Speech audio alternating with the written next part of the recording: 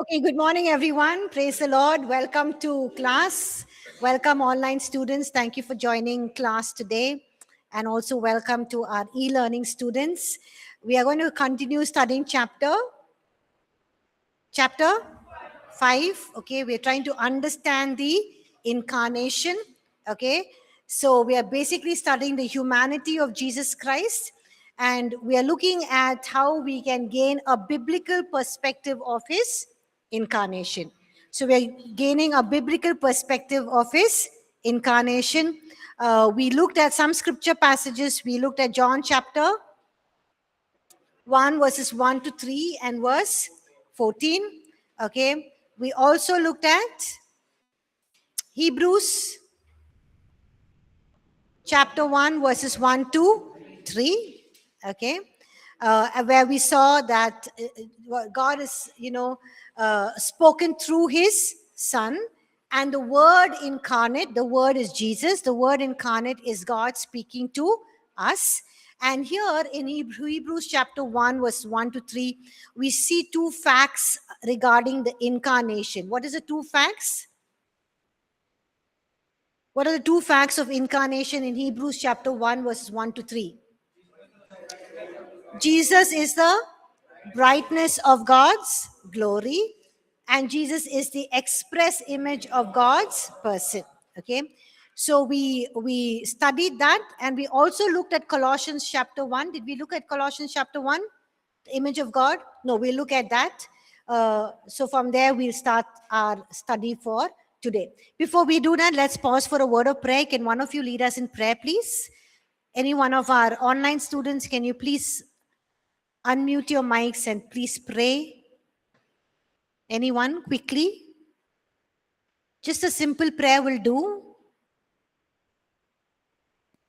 Yes, ma'am. Thank you, Lenin. Most gracious Heavenly Father of Jesus. Thank you, Lord. Thank you for this wonderful morning. Thank you so much for adding Almighty in our life, Master. Lord, we pray for this Bible class, Master. We pray for APC College. We also pray for ma'am. We also pray for online students and offline students, Lord. Please, Lord, give us the wisdom to understand your word, Master. We commit this class in your holy hands. In Jesus' name we pray. Amen. Amen. Thank you so much, Lenin. So we look at another reference. We're looking at, various scripture passages, to gain a biblical perspective of his incarnation. So we are looking at the Bible passages that talk about Jesus' incarnation. We looked at John chapter 1, verse 1 to 3, Hebrews chapter 1, verses 1 to 3, and now we are looking at Colossians chapter 1, verse 15. Okay, so what does Colossians chapter 1, verse 15 says? He's the image of the invisible God. Look at what 2 Corinthians chapter 4, verse 4 says. Christ, who is the image of God. Okay, now, like we learned before, the word image means what?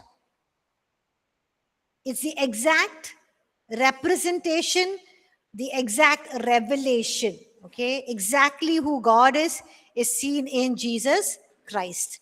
So when we say that Jesus is the image of the invisible God, we're saying Jesus is the exact representation. He is the exact revelation of the invisible God. That means the invisible God becomes visible in the person of Jesus Christ. Okay, so hence Jesus could rightly say that anyone who saw me has seen the Father. Remember, he says this in John chapter 14, verse 9. He says, whoever sees me has seen the Father, or anyone who has seen me has seen the Father. And he perfectly reveals his Father because he is the Son of God. He's the image of the invisible God. So the invisible God is visible in the person of Jesus Christ. Okay. Now we will study deeply Philippians chapter 2, verses 6 to 8. So can someone please read Philippians chapter 2, verses 6 to 8, please? And raise us up with him and seated us with him in the heavenly place. Gracie, you have this one, darling. You have the You have your notes with you? Can you please read it from the notes? Is there? Who being in the form of God did not consider it robbery to be equal with God, but made himself of no reputation, taking the form of a bondservant and coming in the likeness of men, and being found in appearance as a man, he humbled himself and became obedient to the point of death, even the death of the cross. Amen. So here in Philippians chapter 2, verses 6 to 8, Paul is presenting one of the clearest and the most profound summaries of the incarnation in the New Testament. So the most clearest and the most profound summary of the incarnation in the New Testament is found here in Philippians chapter 2, verses 6 to 8. Okay. Now, Paul traces step by step, the voluntary descent. That means how God became man, voluntarily how he descended. Okay, so the voluntary descent of Christ from his heavenly glory to the humiliation on the cross. So how this God, who's deserving of all glory, all honor, all power, majesty, who's more awesome than all who surrounds him, who lives in unapproachable light, he's step by step talking about his descent. That means he's coming down from being there to, taking on the humiliation of the cross, taking on the sins of the whole world on the cross. So let's examine these 7 movements in sequence. So there are 7 movements here, or 7 steps that we see here, and we will look at that in sequence. Yes, Lenin? Can you hear me? Yeah. Yes. So when we say that God lives in unapproachable light, that phrase, ma'am, that he lives in unapproachable light, that lives is the correct word, ma'am, or is there any other word, like how to understand that, ma'am? How to understand that is, it's like the sun, right? No one can approach the sun or come even millions of kilometers near the sun. They will be burnt up, because that is such a huge, bright burning body that God has created. Okay, and something that we cannot even come near, even somewhere, millions of kilometers, even close to it. So when we say God lives in unapproachable light, that means there's so much, like the sun, there's so much of brightness that we can't even come near him, anywhere near him. Does that help, Lenin? Yeah, means what I'm, my doubt is that, or my the question basically. So normally the live, that word we generally we use for human being, ma'am. For example, I am living in Bangalore, or so and so person is living in so and so city. So when we say that live, what I'm trying to say, whether it is the original word, is there some other word is there, or just for our understanding that word is used. So I'm that a little bit, if you could clarify. So you're saying that this can be understood in the context of somebody is living in another city. Correct. Like, so I'm living in Bangalore, so and so person is living in US, like that. So Okay. for human being, we use that word, living. So for God, is that the word is correct, or is it a translation? Any other words are there? The translation for he lives in unapproachable light? Yeah, correct. No, it is, I don't think there's any other translation. This translation is, this is what the Bible says. He lives in unapproachable light. That means he lives in a place, basically he's in a place where we cannot even approach him. It's not like a city or a town or a country. It's not a specific place, but yeah, God we know is in heaven, but yeah, it's not in terms when we think about in our human minds, in our finite minds, but it's just that we cannot approach God because he's so awesome, he's so holy, just like we can't approach the sun. Okay, madam. Thank you. Yeah. Okay. Okay, so let's look at these 7 steps, so 7 movements in sequence from Philippians chapter 2, verse 6 to 8. Okay, so what is the first phrase that we see here in verse 6? Christ was in the form of God. Okay, now if you look at the literal Greek, it reads, who subsisting in the form of God. Who subsisting in the form of God. subsisting, in the form of God. Now the word translated form here is the Greek word morphe. I've already explained it to you, right? When we studied about in Colossians, yes or no? Okay, what does morphe mean? The word morphe does not refer to outward shape, or it does not refer to a physical structure. Like we all have a form of a human being. Okay, we don't have a form of a dog or a cat or a lion. Okay, we have the form of a human being. So when it says here that, Christ was in the form of God, it does not mean just outward shape or physical structure. It is basically referring to the essential nature of God. That means Jesus had the very nature of God, the nature that makes God God. He had the essential nature, he had the inner reality of God, and the unchanging essence or the unchanging nature of God. So it's extremely important to notice that the word form or in the form of God is the same word that Paul uses later on in this passage when he says, Christ took on the form of a, what does he talk about? Another form. Bond servant, form of a bond servant. So Paul is intentionally using the same word form. He was in the form of God, form of bond servant. He's using the same Greek word morphe because Paul wants to emphasize that just as Christ truly possessed the essential nature that makes God God, and hence Jesus is God, in the same way, Jesus truly assumed or had the essential nature of a servant. That means he was truly human in every sense, just as he was truly God in every sense. You're able to understand? So he talks about in the same passage, Philippians chapter 2, verses 6 to 8, he was the form of God, form of a bond. He took on the form of a bond servant.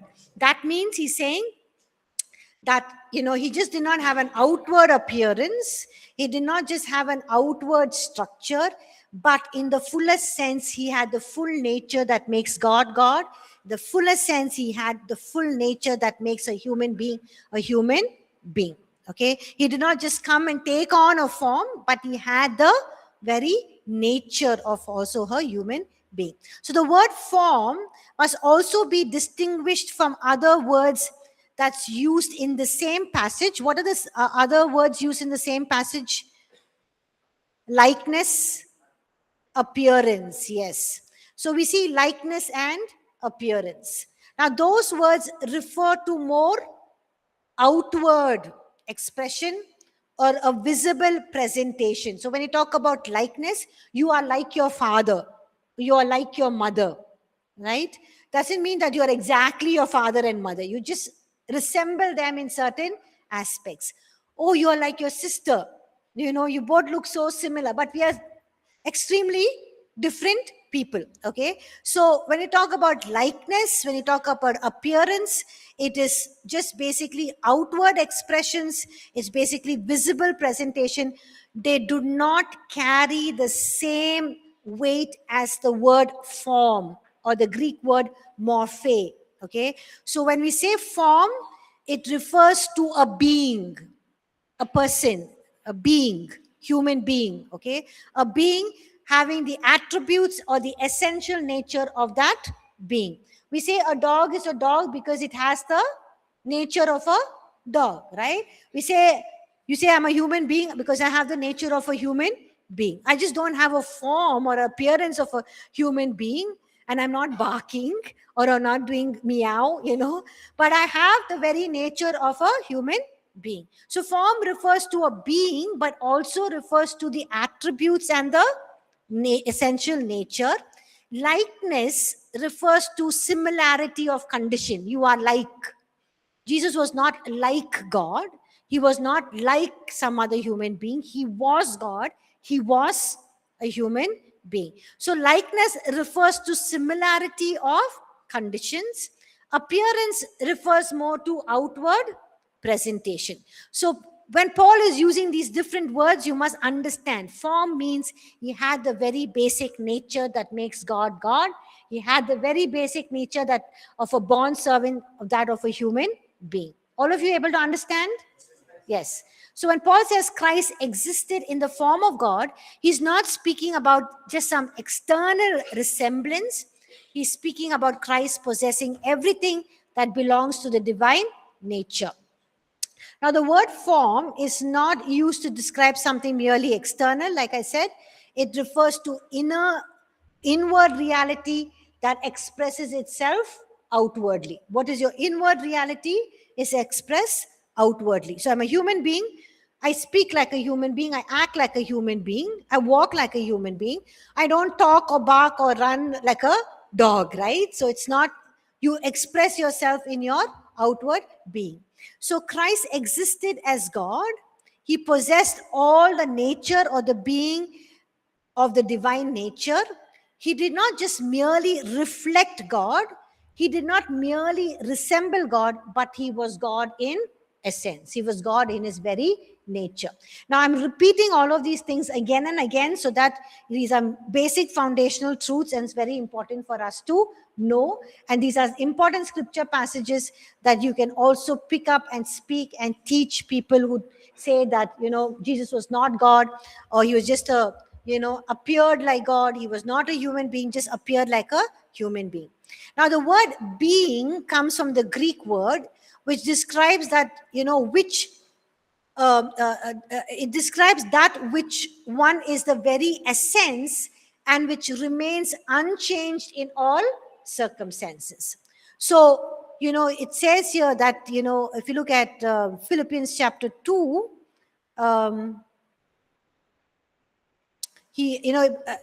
the form of God or being, when we talk about form or when we talk about a being of God, it talks about a nature that cannot be changed in any circumstance. Okay, so if you look at Paul and the words he's using is so good, because when he's saying Jesus was in the form of God, he uses the Greek word morphe, and the word being also comes from this Greek word which says, something that remains unchanged in any and every circumstance. So even if Jesus, was God, became man, his nature of being God did not change.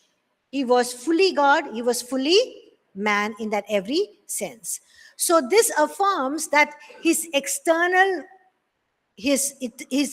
pre-existence, this affirms his eternal pre-existence, his unchanging divine nature, and his full participation in the nature or the attributes of God. Now, before the incarnation, before Bethlehem, even before creation itself, Christ eternally existed and had the nature of God because he is God. So this careful distinction between form, likeness, and appearance, it protects us from, making an error or wrong doctrines about Jesus Christ. So it prevents us from thinking that Christ only appeared to be God. It prevents us from thinking that his servanthood or his humanity was superficial. Okay. It also preserves both his full deity and his true humanity. It preserves that he was fully God, fully man, 100% God, 100% man, truly God, truly man. So Paul's language here, form of God, is very precise, very intentional. He's saying the same one eternally existed in the form of God and truly took on the form of a servant. Okay, so that is the wonder of the incarnation. All of you able to understand? Yes. What is the next phrase? Christ was equal with God.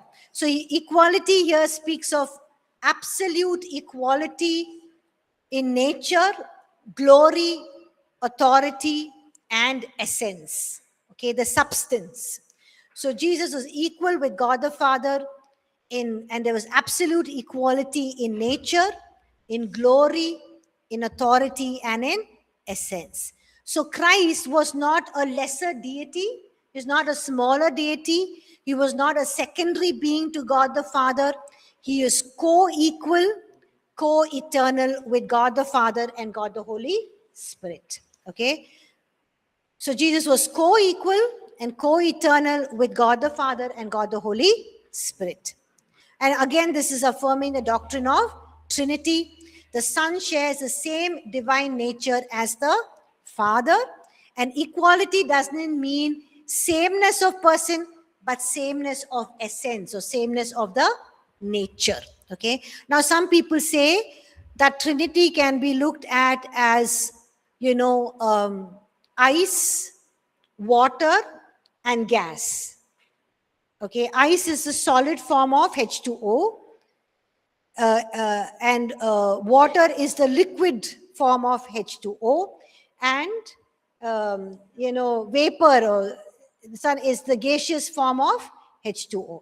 So they're saying that the same God, but in these three different states. It's not. It is three different persons, but yet they are one. One God in three different persons, three distinct personalities. Okay, so and some people say like the coconut, God the Father is the outside shell, very hard. That was we see in the Old Testament. Jesus is the inside, very soft, and Holy Spirit is the water, so he is the inside.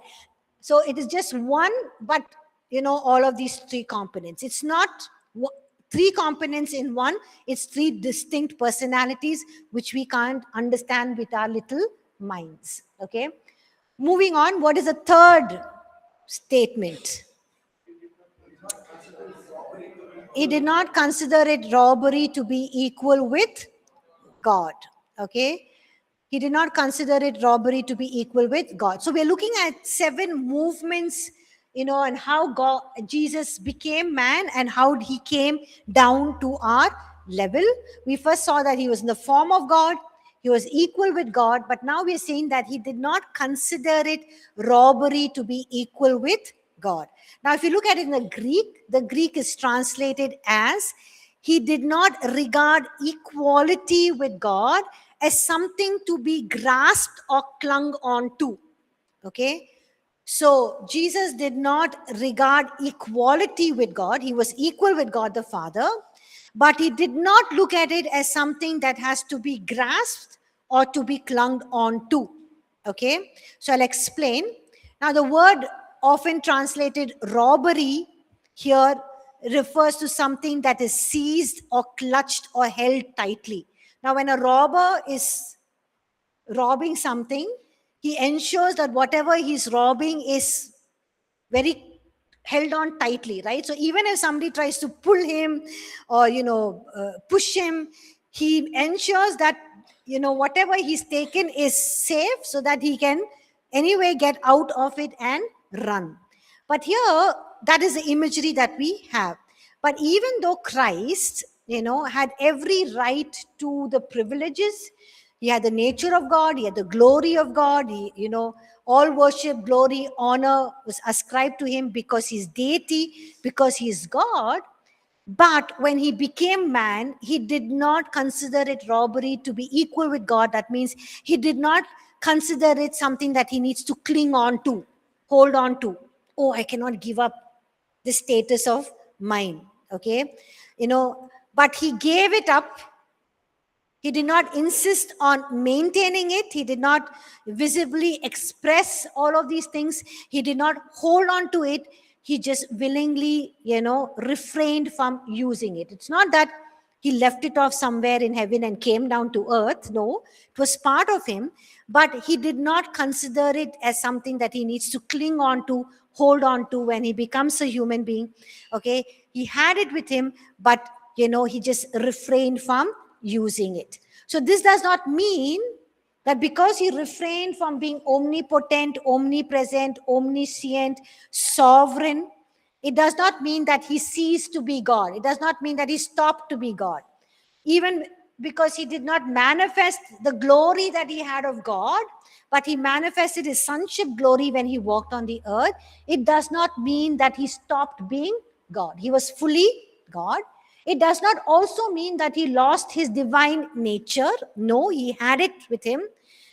And it does not mean that he surrendered his divine nature and then he came down to earth and took on humanity. He did not surrender it. He had it, but he refrained from using it. He did not use it. Rather, he chose not to assert his rights, right? He was equal with God. He had the glory of God, but he chose not to assert his rights. So this really reveals to us the heart of Jesus Christ. Okay? That incarnation was not forced upon Jesus. He voluntarily did it because he loved us so much. Can you imagine? We can't even imagine, we can't even think that this God who lives in unapproachable light, who's so great, who's so more awesome than all who surround him, and everyone who just looks at him, bang, falls down on their face, and he's just so great that we can't even fathom or imagine, comprehend him, that he's willing to become one like us. That should really bring us to a place where it amazes us. We stand in awe. We give him the glory and honor. We give him that respect, and we order our lives in the way that we live before him.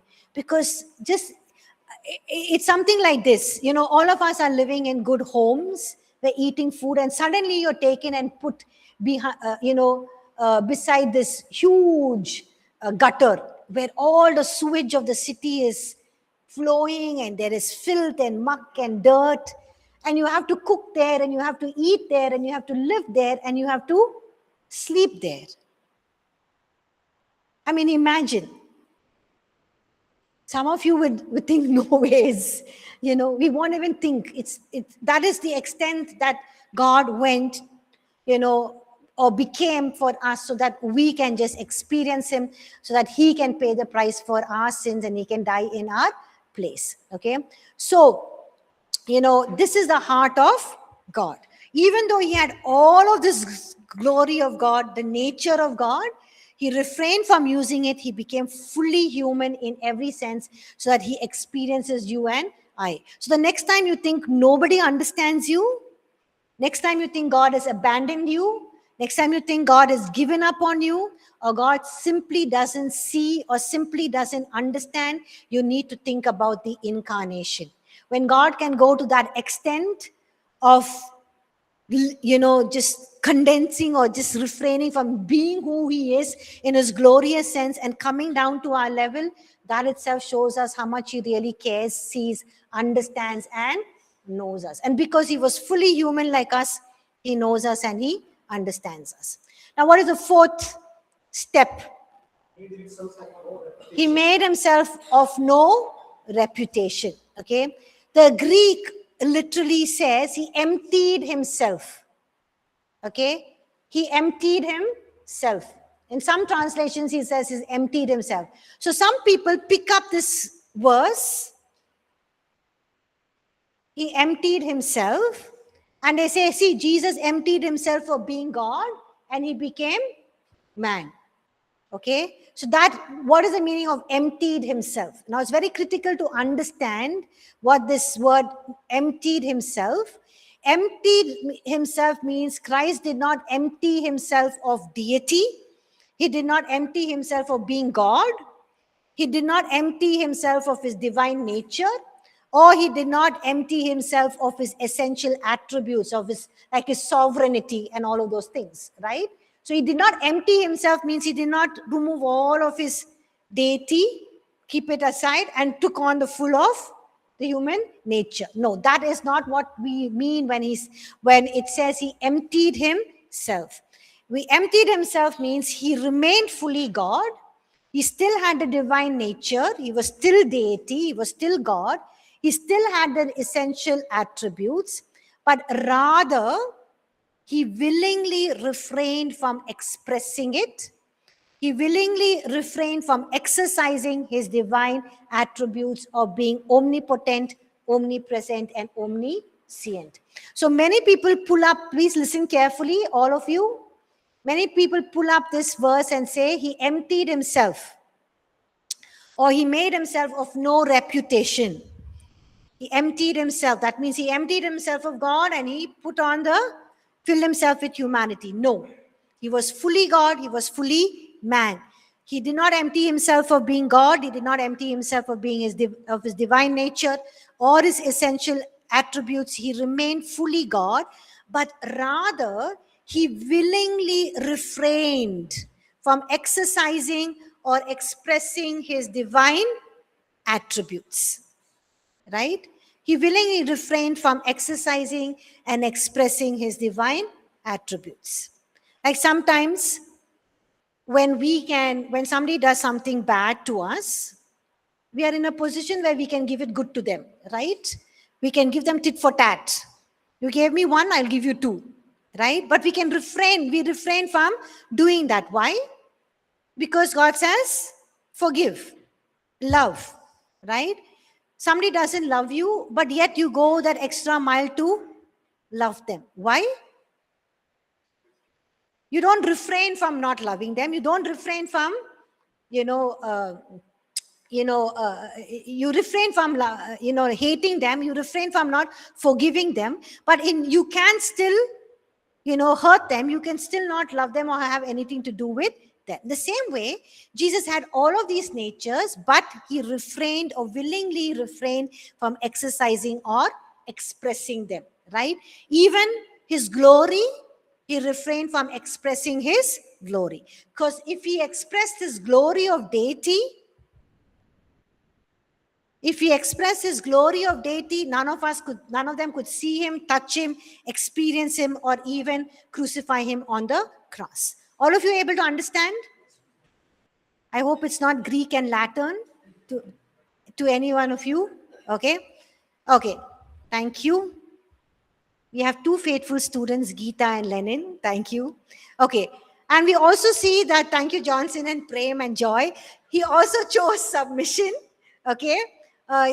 So Jesus chose submission. Okay. He submitted to the will of the Father. So let's look at, John chapter 17, verse 5. Can somebody read that, please? Another aspect that he refrained from using. And now, Father, glorifies me in your own presence with the glory that I had with you before the world existed. Yes. So there was a glory Jesus had prior to his incarnation. What is that glory? The glory that is in God. Okay? The glory that God has, the glory that Jesus had prior to his incarnation, which is the glory of God, okay, which he did not use or refrain from using when he walked on this earth, okay, but that was restored to him after his ascension. So we see that he willingly submitted to that, and that's why he says to his Father in John chapter 17, which is called the high priestly prayer of Jesus, he says, Father, now glorify me together with the glory that I had with you before the world was. Okay, so Jesus had the position of equality with God. He was he was equal with God, but he refrained from using that equality. He refrained from, using the glory that is of God. He submitted to God, but then he's now, he has gotten back that same position, that's equality with God, and is at the right hand of the Father. So when he walked on the earth, he did not consider it equality with God, something that he had to hold on to. Oh, if I don't hold on to it, if I give it up, what if I, lose it? He did not have that concern. He was willing to refrain from giving it up. He did not consider equality with God as something that has to be held on to, but he willingly laid it aside in the incarnation. Okay. So during his earthly walk, we see that Jesus depended on the Father. He only said what the Father told him to say, and he only did what the Father asked him to do. He functioned in submission to the Father, and he lived in reliance on the Holy Spirit. So when Jesus walked the earth, he was showing us that, hey, just like I, as a human being, fully human being, was dependent on my Father, you can also be dependent on your heavenly Father. And just as he functioned in submission to the Father, he's teaching us that we can also live in submission to the Father. Just as he did all the miracles through the power of the Holy Spirit, we can also do everything relying on the work of the Holy Spirit. Okay. So when he did all of this, he did not stop being God. Rather, he chose the path of humility and submission and obedience. So you can see how this great God is willing to even submit to that extent, or being humble to that extent, where he was willing to submit and being obedient and yielded to the Father. So when Jesus can do that, there is no excuse that I and you cannot do it. Amen? Can we hear an amen to that? Amen. Yes. So we can also live humble lives. We can also be dependent on the Father. We can also function in submission to the Father and reliance on the Holy Spirit. Okay. So saying all this, it does not mean that Jesus was not God when he walked on the earth. Jesus was all God, all man in his earthly walk, but he made that choice for you and me. Okay, he refrained from using, he laid aside his power and his glory of deity, and he submitted himself to the Father. He refrained from using that power and the glory of deity, and he submitted himself to the Father. Any questions so far before we move on? Any questions? No? Okay, we'll move on. What is the fifth step that he came down to? He took on the form of a bond servant. Okay. Now the Greek word for took or taking indicates not something that, as in like an, taking on something extra, but indicates addition. Okay. He added to his deity humanity. Okay. So it was an addition. It was not an exchange. So if you study Greek, it's a very rich language compared to English. Here, when we say that he took on the form of a bond servant, it means, people say, see, he exchanged being, from being God to being man. There was an exchange that took place. But the Greek word there of, took on or taking is labon, which means in addition to. In addition to being God, he took on humanity. It's not exchange. So the word is not exchange, but the word took is addition.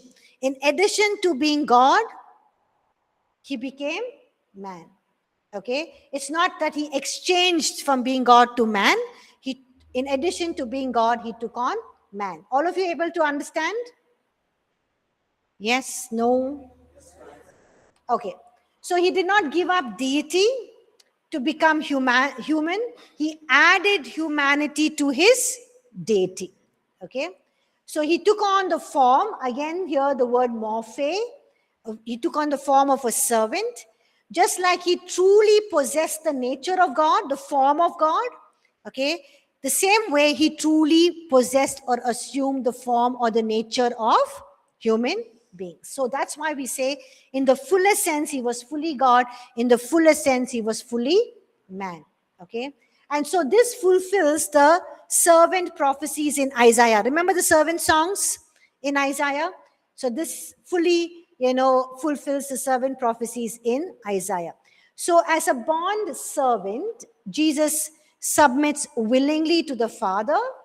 He offers obedience, and he seeks to do the will of an other. He seeks to do the will of the Father. Just like a servant willingly submits to the master, offers their obedience, and seeks to do the will of the master, in the same way, Jesus, became a bond servant and bond servant means he, submitted willingly to the Father. He willingly offers his obedience and he seeks the will of an other. Okay.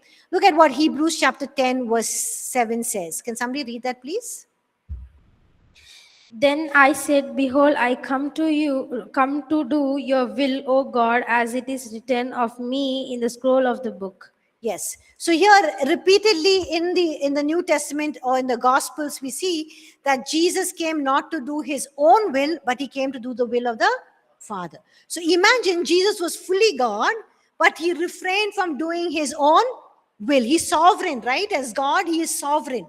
He does what he wills, but he humbled himself to do the will of the Father. So many times we find it so difficult to align our will to God's will, right? We think we can't do it, it's very difficult, but we see when God himself could submit and to willingly humble himself to do the will of the Father, how much more you and I can submit to the will of the Father. Okay. So in the incarnation, it's not merely God becoming man, it is God becoming a servant, right? God becoming a servant. That is more humbling, right? That's more humbling than, all of you here are, the guys are men. Okay, you all are men, right? We give you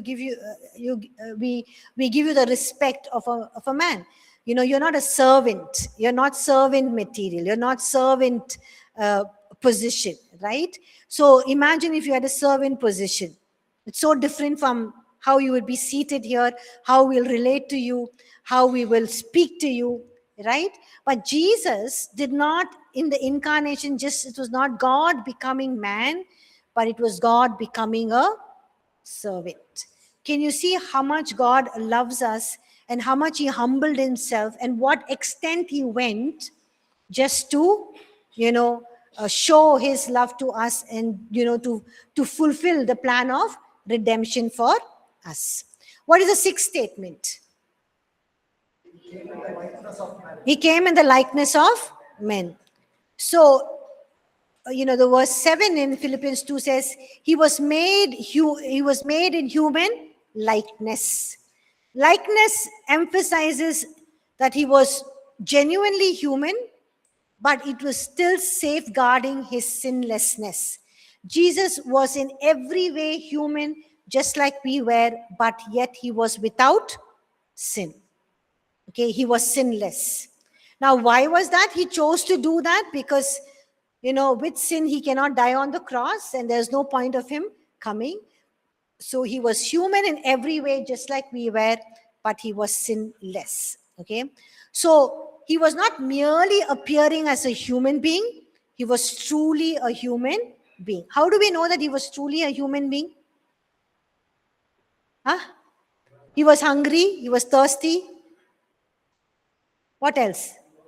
He worked, he walked, he felt tired. Yes, some of you are feeling very tired and sleepy.